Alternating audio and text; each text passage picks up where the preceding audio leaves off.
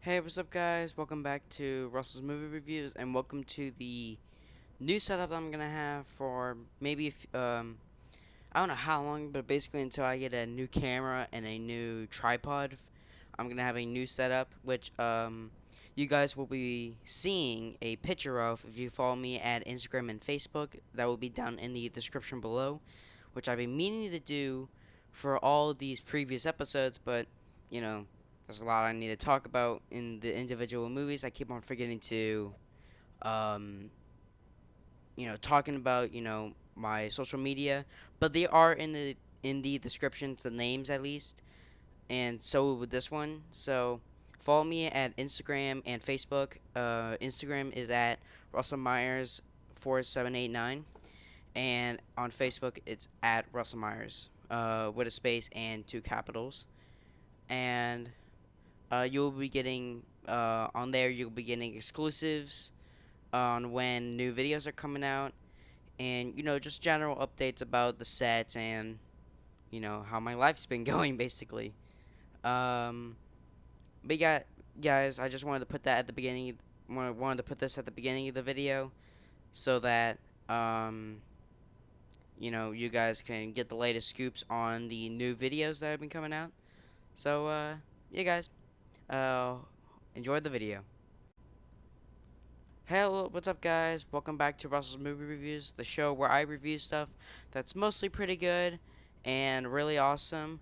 But then you get those couple of movies where they're really, oh, and it's backwards, that are really bad and should never exist and should only exist in the realms of hell. And they're mostly stuff, and it's all movies that are from my collection. That mostly you guys pick, but most of the time also I just pick out myself. And today we're gonna be talking about a classic, which I've only seen a couple times, and the first time I actually watched this was at school, which is very surprising, which you guys can obviously tell by the title and the thumbnail. Today we're gonna be talking about Alfred Hitchcock's The Birds. And I just dropped my Blu-ray stand. Uh, yeah, so we're gonna be talking about my first Alfred Hitchcock movie, and um, this is my only Alfred Hitchcock movie so far. I do plan on picking up more of his stuff, including Psycho, Vertigo, Rear Window, and to be completely honest, the Psycho sequels, except for the remake, cause that's garbage. Uh, So yeah, this was released on March 28th of 1963. Had a budget of $2.5 million. Domestically, it made over 11 million, and worldwide, it also made over 11 million. Um, but the reason why I actually watched this first in school was actually because I was in eighth grade when I watched this, which was the last school year I was just a part of, and um my core teacher had a course on suspense, and for near the end of the year, we watched Alfred Hitchcock's The Birds over a span of 2 days, um, which was probably the best 2 days of school. Because one, we got to watch a movie, which we rarely do. Two, it's from the great Alfred Hitchcock, um, who is, you know, if you guys never really heard of him, which is probably some of you guys, but he is well known as the master of suspense. Um, and I think this is really a great example for his. If you say, like, if people don't think that um that Alfred Hitchcock is a master of suspense, show them this movie, because then they'll realize that they are wrong, and Alfred Hitchcock is a masterclass of suspense. Uh, so let's talk about that plot. So Melina David Daniels, played by Tippi Hedren, meets Mitch Brenner, played by uh, Red Taylor, in a San Francisco pet store and decides to follow him home. She brings with her a gift of two lovebirds, and they strike up a romance. One day, birds start attacking children and Mitch's sister's party. A huge assault starts on the town by attacking birds. Um, so yeah, this is basically a very simple plot, but it gets the points off really good. Um, but I don't really know what to say about this movie. This movie is amazing. Um, you know, talking like again, Alfred Hitchcock. This film is an utter classic. Which 1963 was actually a pretty good year for films because we also that year, I don't have it in my collection unfortunately, but well right now, but 1963 was also the year of the second James Bond movie, From Russia with Love, and that's like one of the best Bond movies of all time. And now having seen Alfred Hitchcock in well actually an Alfred Hitchcock movie, it's very I'm very happy to say that I'm actually an Alfred Hitchcock fan because before, if you asked me, I would have been like, well, I haven't seen any of his movies because I don't have any of them. Um, but now at least I have one of his movies, and I could say that it's a very good movie. Um, so let's talk about the cast. We have like I said earlier, Tippi Hedren as Melina Daniels, who's basically the main star of the movie. She's like obviously the one that's on all the posters and stuff. Um, and I think she does a very a very well job as Melina, who at first is just like a little bit confused, but then starts to realize that something else is going on, and that's kind of like scary, isn't it? It's like um you just come into this peaceful little town, and all of a sudden you all of a sudden the birds just start attacking, and you're like right spank in the middle of it. I don't know about you guys, but I would be deeply terrified of that. um we also have oh sorry, I might have said Red Taylor in the plot synopsis, but it's Rod Taylor as Mitch Brenner, who's basically, I mean, if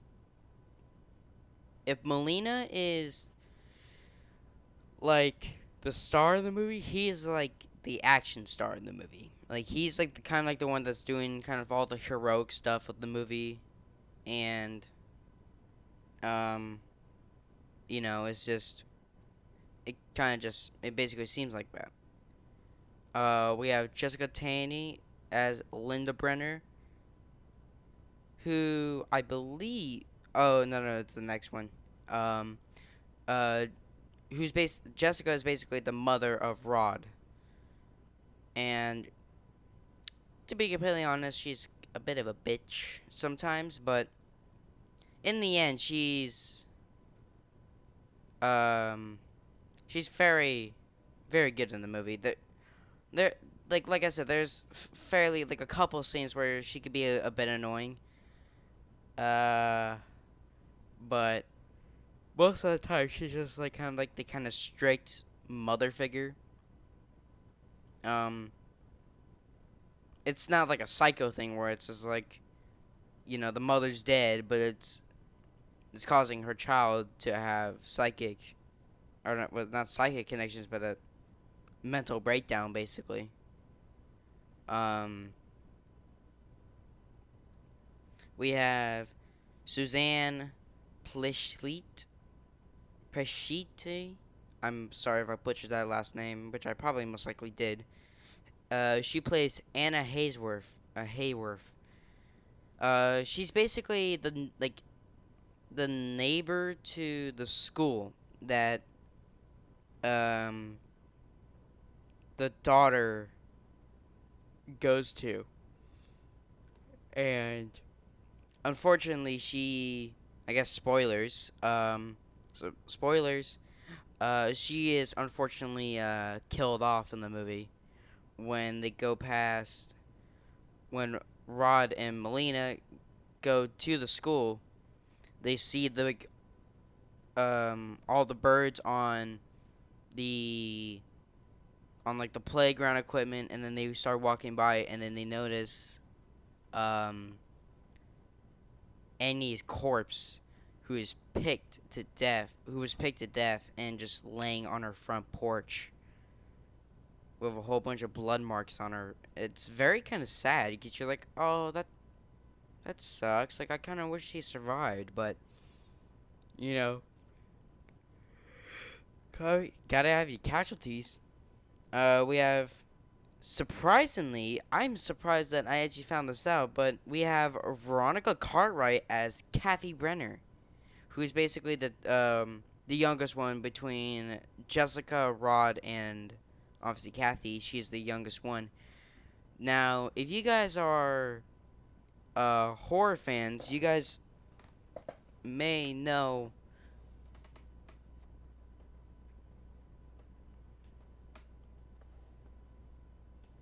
you guys may know Veronica Cartwright as Lambert from the first Alien movie. Um, and this was released. So this was released 1963 and then 1979. So that was, wow, 16 years later.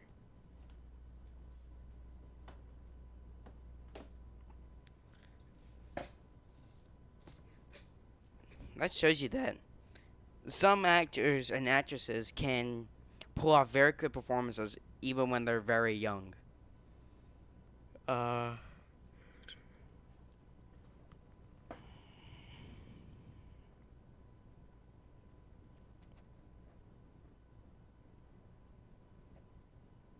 and then we have Etha Griffins as Mrs.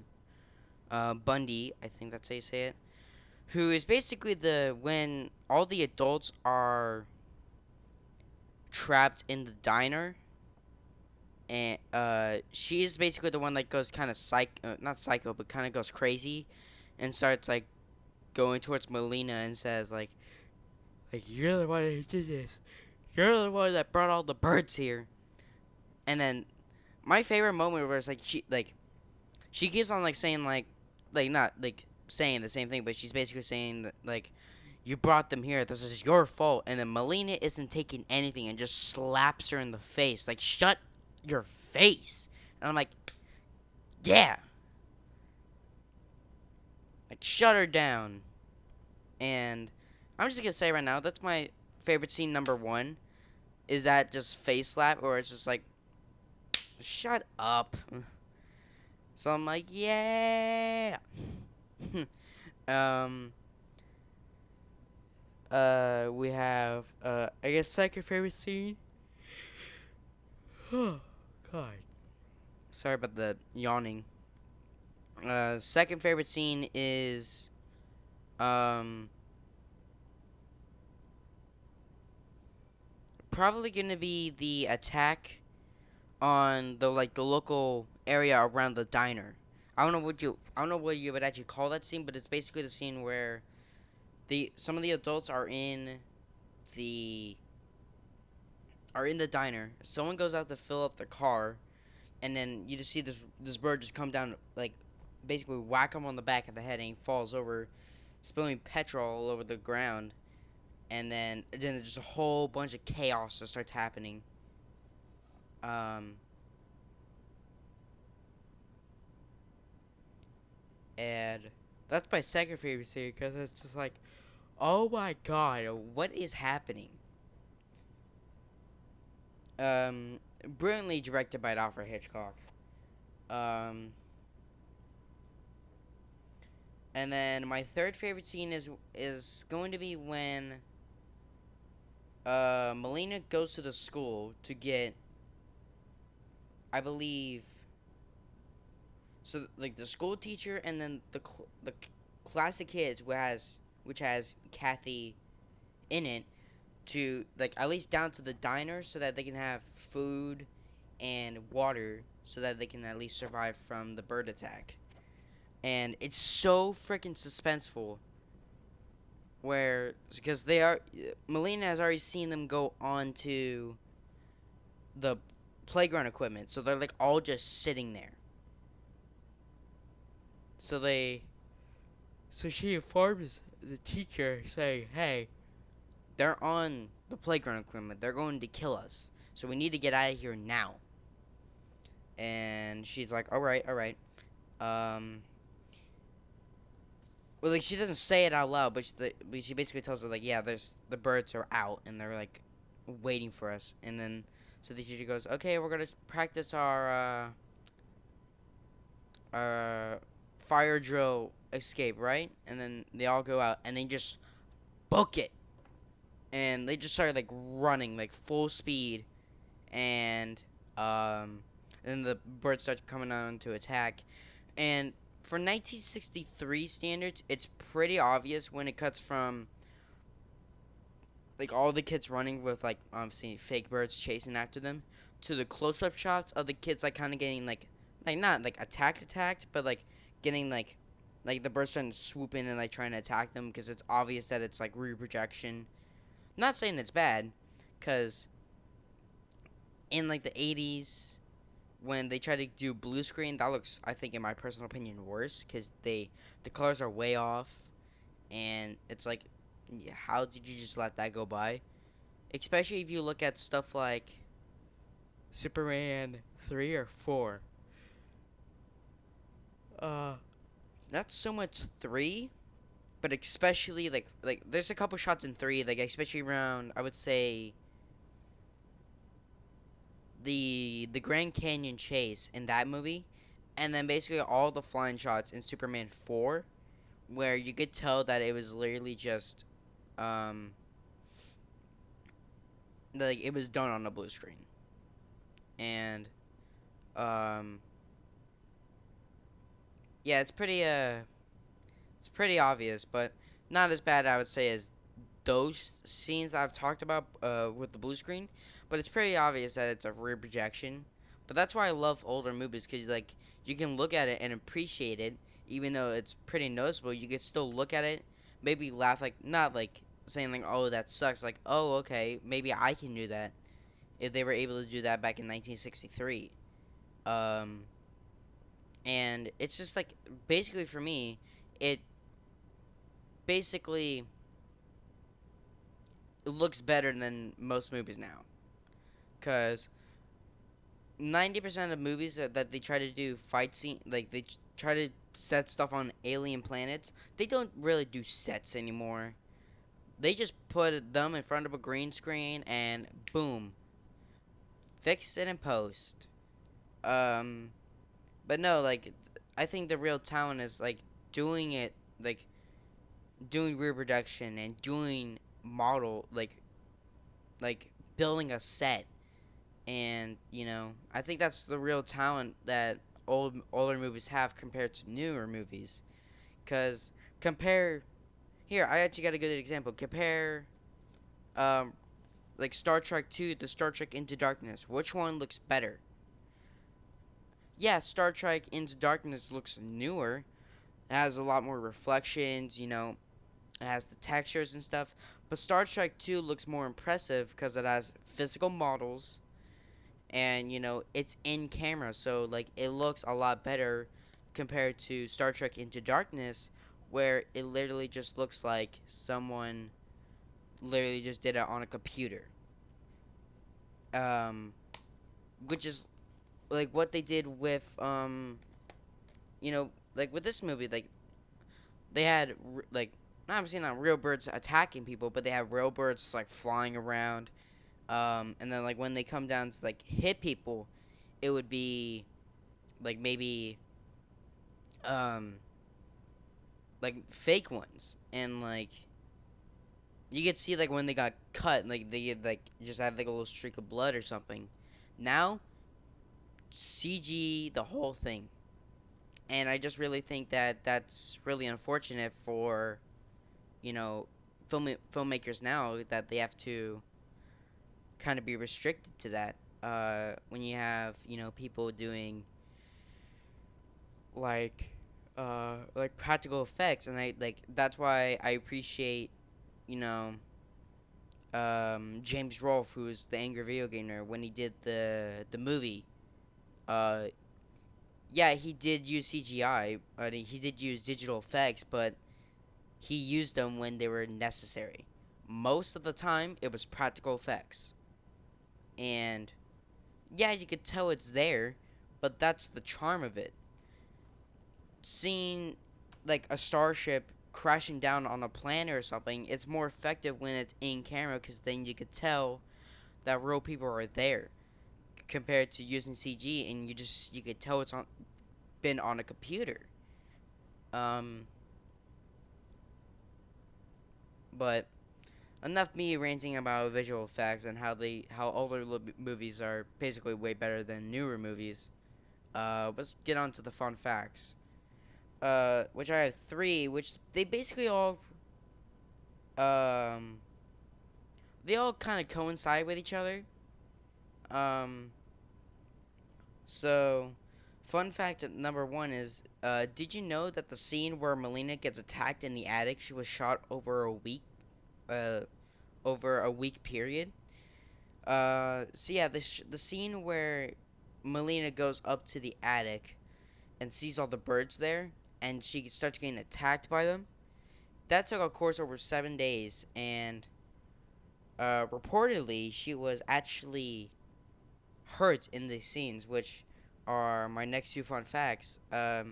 Is that T.P. Hedron was actually cut in the face in one shot, and um, I believe the catatonic state that she's in throughout the rest of the movie after that is, I'm pretty sure it's fake, but I'm not really sure on that, because because of that, she was sent to the hospital after that scene was shot. And, so I don't know if she was actually catatonic or that was simply done for the movie. But in any case, she was actually hurt during that scene, and I think that's really unfortunate. So, uh, yeah.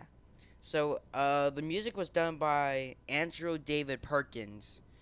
Not Anthony Perkins, the main cast member of Psycho. This is Andrew David Perkins, who did the score, and I think the score for this is fantastic. Especially going along with with an Alfred Hitchcock movie, with a whole bunch of suspense and stuff. I think it really worked a lot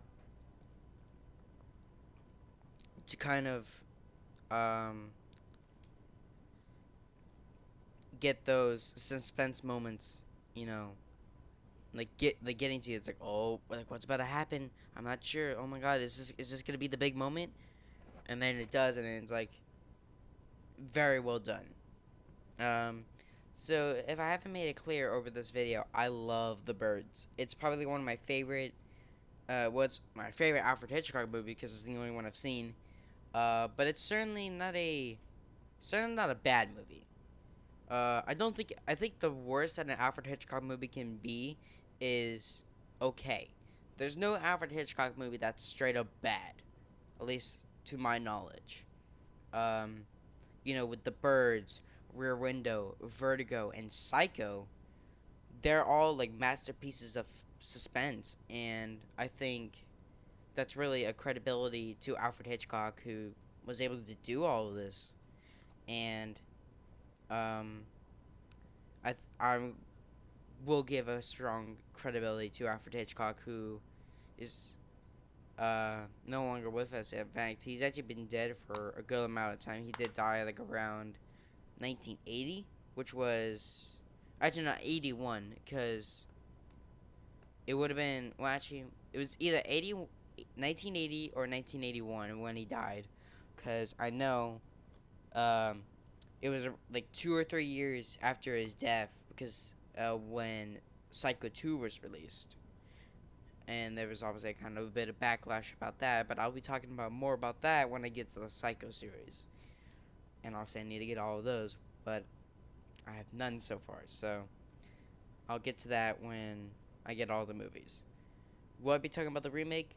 Probably, if I want to torture myself with a whole bunch of, with basically 2 hours of garbage.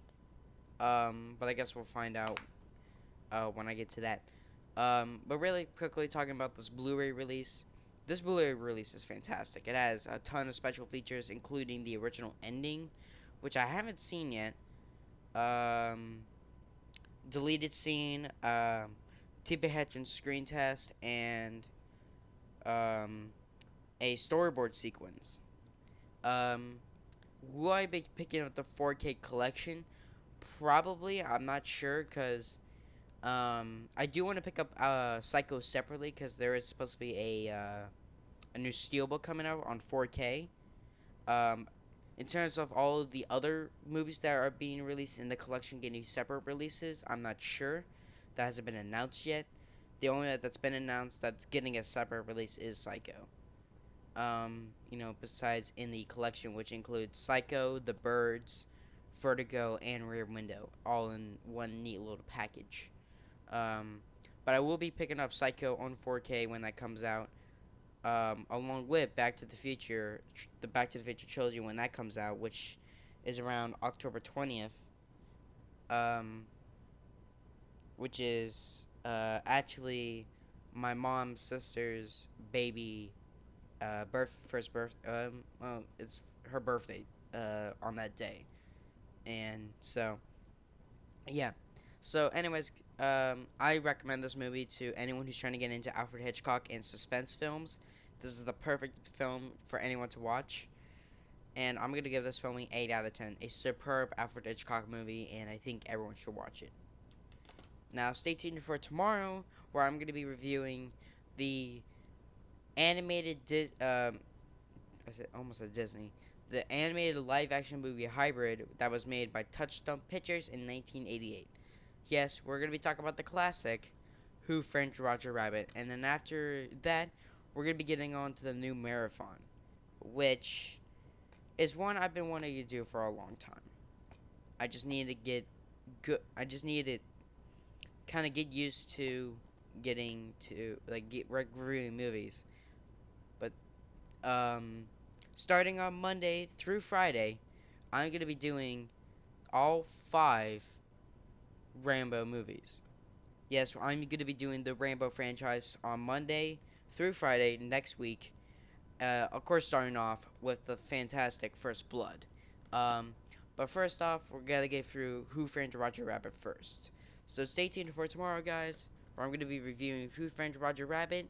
And then on Monday, we're going to be starting off the Rambo franchise with First Blood. So stay tuned for that, guys. Live long and prosper, and have a good day.